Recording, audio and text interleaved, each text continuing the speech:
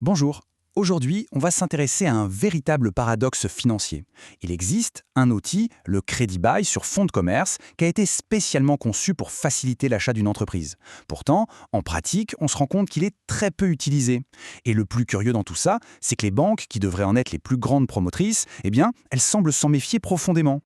Alors la question centrale de cette analyse est toute simple. Pourquoi? Pourquoi un instrument financier qui a l'air si utile sur le papier est-il en réalité boudé par le secteur bancaire? C'est ce mystère qu'on va tenter d'élucider ensemble. Bon alors, entrons dans le vif du sujet. Pour commencer, il faut bien comprendre que le crédit bail sur fonds de commerce n'est pas perçu comme une simple opportunité. Non, c'est plutôt une opération qui est entourée d'une méfiance considérable. Pour que tout soit clair, voilà comment ça marche. Une banque ou un autre établissement financier achète une entreprise, ensuite elle la loue à un exploitant qui va la gérer en payant un loyer. À la fin du contrat, cet exploitant a une option pour acheter l'entreprise. En théorie, c'est un tremplin fantastique pour devenir propriétaire. Mais c'est justement à la fin du bail que les choses commencent sérieusement à se compliquer. L'exploitant, qu'on appelle aussi le crédit-preneur, se retrouve face à une décision capitale qui va tout changer. Le contraste ici est assez frappant. Rendre le fonds de commerce, c'est simple, une formalité. Par contre, l'acquérir, là les textes eux-mêmes parlent d'une situation plus complexe. Et c'est là que les premiers problèmes apparaissent. L'acquisition passe par l'activation d'une promesse unilatérale de vente qui est au cœur du contrat.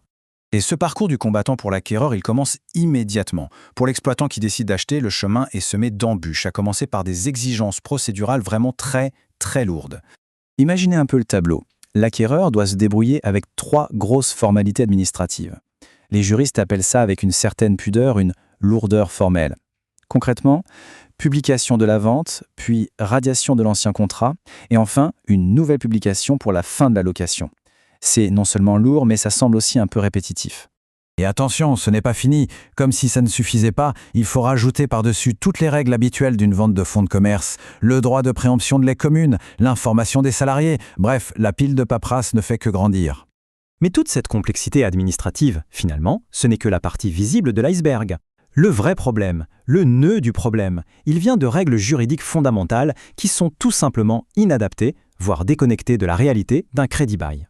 En fait, on peut identifier 4 incohérences juridiques majeures. 4 points où la loi semble ne pas du tout avoir compris le fonctionnement de cette opération. Et c'est là qu'on commence vraiment à comprendre la frilosité des banques.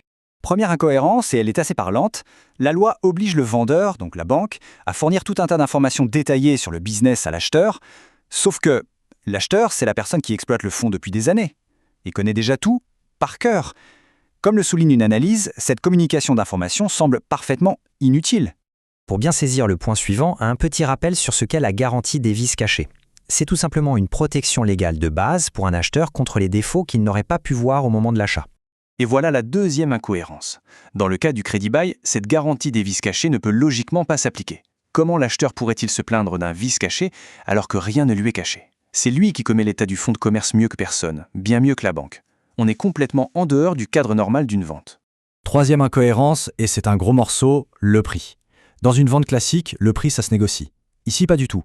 La loi impose qu'il soit égal à la valeur résiduelle. En clair, c'est la valeur d'origine du fonds, de laquelle on soustrait tous les loyers qui ont déjà été payés. Et cette règle sur le prix a une conséquence directe et assez grave pour les créanciers du commerce. Leurs droits ne peuvent s'exercer que sur cette petite valeur résiduelle, qui est bien plus faible que la valeur réelle du fonds. C'est une protection des créanciers qui, dans les faits, est largement affaiblie. Et enfin, 4e et dernière incohérence, un peu la cerise sur le gâteau, la loi oblige le vendeur et l'acheteur à valider un document avec les chiffres d'affaires des derniers mois. Encore une fois, c'est une information que l'acheteur connaît mieux que personne, puisque c'est lui qui a généré ce chiffre d'affaires. Comme le dit un commentaire juridique, l'incohérence du texte est manifeste. Bon, maintenant qu'on a mis toutes les pièces du puzzle sur la table, la lourdeur administrative, les incohérences juridiques, on peut enfin répondre clairement à notre question de départ. En fait, tout se résume à 3 raisons fondamentales. Premièrement, un risque financier très élevé pour la banque. Deuxièmement, un scénario de reprise de l'entreprise qui est souvent très défavorable. Et troisièmement, un cadre juridique global qui est à la fois complexe et qui n'offre que très peu de sécurité. Le risque financier, c'est vraiment le cœur du problème. La seule et unique garantie de la banque, c'est la valeur du fonds de commerce. Sauf que si le locataire fait défaut et arrête de payer, c'est très probablement parce que l'affaire va mal. Et si l'affaire va mal, la valeur du fonds de commerce, la garantie, s'effondre elle aussi. C'est la raison pour laquelle les experts disent que cette garantie est défaillante, précisément lorsque le crédit bailleur en a besoin. Elle est fragile, un auteur va même jusqu'à la qualifier d'illusoire. C'est une garantie qui fonctionne bien quand tout va bien, mais qui disparaît au moment exact où on en a besoin. L'autre risque majeur, c'est le scénario de sortie. À la fin du bail, si le locataire décide de ne pas acheter et de simplement rendre les clés, que se passe-t-il ? La banque se retrouve propriétaire d'un fonds de commerce qui est souvent devenu peu rentable et donc quasi impossible à revendre ou à relouer. C'est un actif qui peut devenir toxique. En conclusion, le crédit bail sur fonds de commerce est un outil qui est, en quelque sorte, cassé de l'intérieur. Il est paralysé par un ensemble de formalités et de règles juridiques inadaptées qui le rendent tout simplement trop risqué pour les établissements financiers. La question finale est donc évidente. Si un outil est conçu pour aider mais que ses propres règles l'en empêchent, n'est-il pas grand temps de réécrire ces règles ?